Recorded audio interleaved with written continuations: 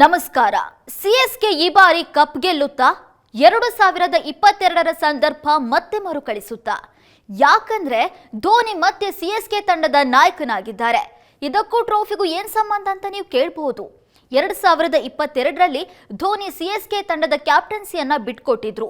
ಆಗ ರವೀಂದ್ರ ಜಡೇಜಾ ನಾಯಕನಾಗಿದ್ರು. ಆದ್ರೆ ಆ ವರ್ಷ ಸಿಎಸ್ಕೆ ಕಳಪೆ ಪ್ರದರ್ಶನ ನೀಡಿ ಇನ್ನೇನು ಪ್ಲೇ ಆಫ್ ತಲುಪುತ್ತೋ ಇಲ್ವೋ ಅಂತ ಅಂದ್ಕೊಳ್ತಾ ಇರಬೇಕಾದ್ರೆ ಧೋನಿ ತಂಡದ ಚುಕ್ಕಾಣಿಯನ್ನ ಹಿಡಿದು ಸತತ ಗೆಲುವನ್ನ ತಂದುಕೊಟ್ಟು ಕಪ್ಪನ್ನ ಎತ್ತಿ ಹಿಡಿದಿದ್ರು. 2023ರಲ್ಲಿ ಮತ್ತೆ ನಾಯಕತ್ವವನ್ನ ವಹಿಸಿದ್ದ ಧೋನಿ ಆ ವರ್ಷನೂ ಐಪಿಎಲ್ನಲ್ಲಿ ತಂಡಕ್ಕೆ ಗೆಲುವು ತಂದುಕೊಟ್ಟಿದ್ರು. 2024ರಲ್ಲಿ ಧೋನಿ ನಾಯಕನ ಪಟ್ಟವನ್ನ ಋತುರಾಜ್ ಗಾಯಕ್ವಾಡ್ಗೆ ಕಟ್ಟಿದ್ರು.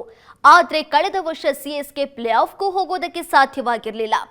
ಇನ್ನು ಈ ವರ್ಷದ ಕತೆ ಏನಾಗಿದೆ ಅಂತ ನಿಮ್ಗೆ ಗೊತ್ತಿದೆ. ಆಡಿರುವ 5 ಪಂದ್ಯಗಳಲ್ಲಿ 4ರಲ್ಲಿ ಸಿಎಸ್ಕೆ ಸೋಲು ಕಂಡಿದೆ.